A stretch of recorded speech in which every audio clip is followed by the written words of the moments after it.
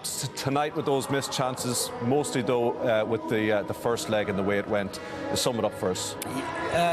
Yeah, I think overall Real Madrid the better team over the two legs, more dangerous in attack, having the space to play in.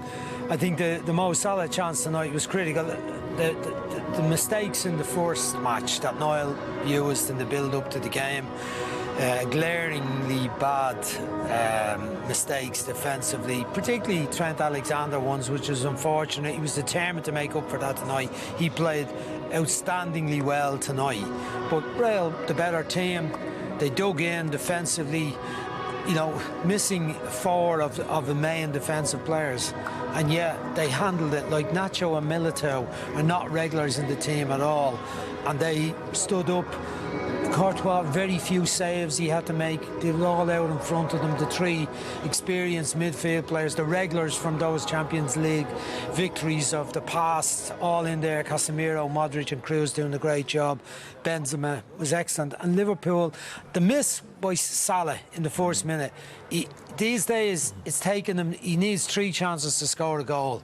Unfortunately tonight he had the one big chance and he missed it, and that would have opened up the whole game for them. Niall, what did you make of it? I thought they were okay, you know, they were right for the first 20 minutes. I thought they have a chance here if they can just get this first goal. And they came out second half and I thought first 5 minutes, yeah, this is it, they're at it again. And it fizzled out. And you have to give a bit of credit to Real Madrid, I think, for, you know, that control that they can do sometimes. Guile as well, Niall, isn't it? It's that guile as well. It's that last bit of craft when times get tough. And they've been found wanting this year. They were on a roll for 2 seasons and the goals were flowing. Yeah. And we know, we've seen them come unstuck against lesser teams. Real Madrid get all the credit. Yeah, I thought Alexander-Arnold had a good game and put some great crosses in. But just Firmino, Mane and Salah, it is not what we saw for 2 years.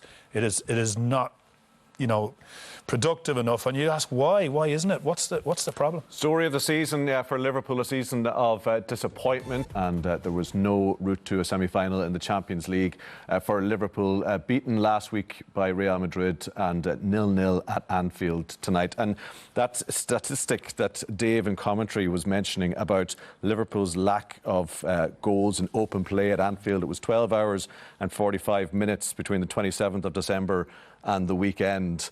Did that tell a bit of a tale about how they were frustrated tonight? Yeah, it tells a bit more. It's an obvious fault that's in the team right now, has been for some time. And again, it's so hard to understand when we've seen goals flow from the 3 front players over the last couple of years. And the creativity, you know, Thiago's come in and he's sub tonight, comes on. Liverpool are 1 or 2 things. They're either that and they're creative and doing lovely football, or they've got the Jordan Hendersons and the Milners going in and doing everything at a ferocious pace. And it's just come up short in the creativity department this year. We're going to see the chances in the second half, and we referred to the one that Salah missed early in the first half.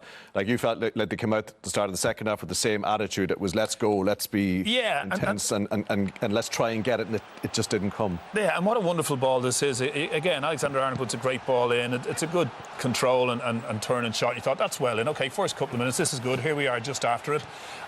There's a bit of ricochet. The ball eventually finds its way out. It's another good cross in, and the header is just... I mean, could he have maybe tried to volley that rather than stoop down and head it? They were right at it, you know. They were trying in this first period. And Real Madrid, like... I think they could have done better between them there. I don't know why he pulled the ball backwards as it came to him. He possibly felt there was a defender on his back there, Salah.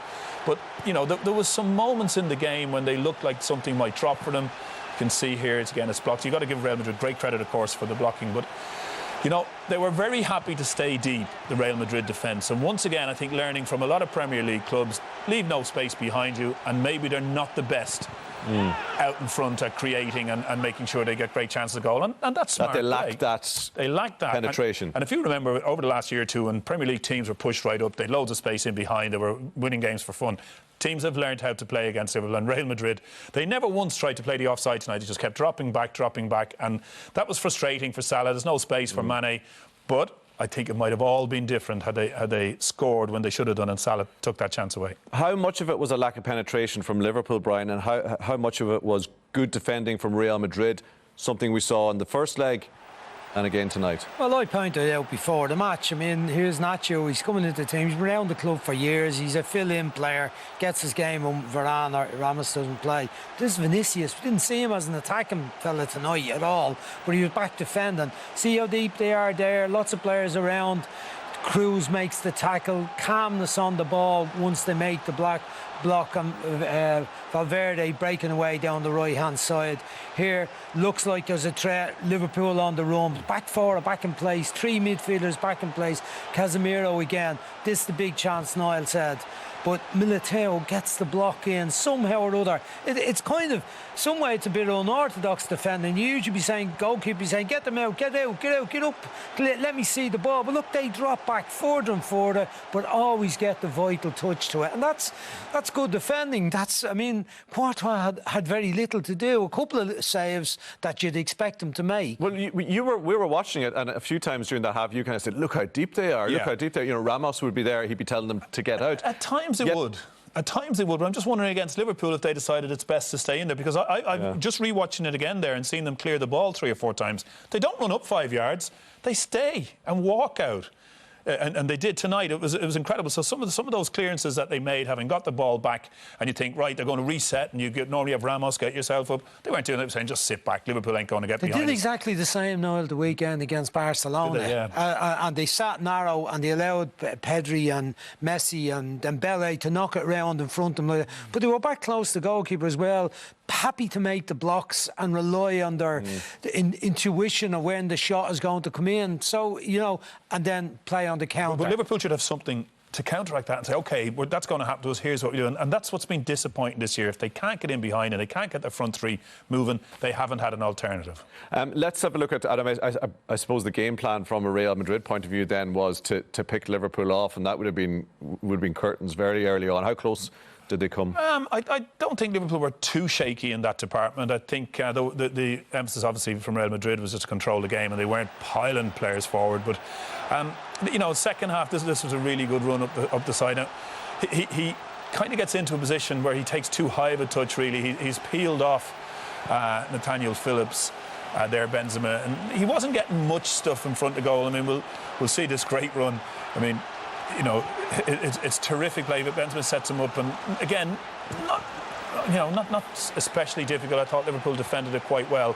One chance obviously comes when you'll find Benzema. Yeah, this is the ball over the top, and this is out of nothing, and you know, you have to say, it's very hard to defend that, and when you do break down, your goalkeeper comes and does well, and that's good. That's what goalkeepers are there to do.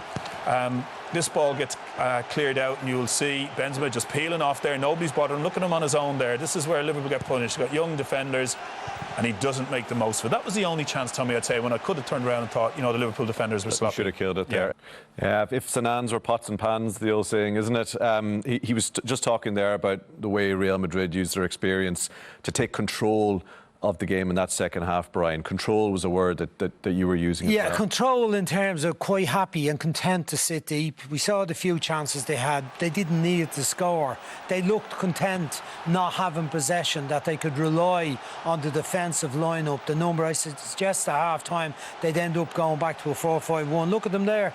It's everybody back behind the ball. Benzema just dropping in to make every single outfield player within 20 yards of the penalty area. Then they drop back deep, allow Liverpool to play on the outside, not giving them too much space when it comes into the box.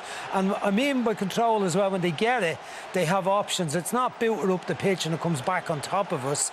It's usually we'll get it and we'll string a few passes together and take the sting out of the game. And we're not seeing that part of it here. We're seeing the depth and the shape and the numbers. It's a back six in place there with 3 just in front of them, and then Benzema coming into the picture as well. Yeah, what's noticeable here when they do actually win the ball back is it's not as if they're hunting, you know, Liverpool players out. They're saying, hey, they're going to come at us, they're not going to get by us. We're feeling pretty good about this.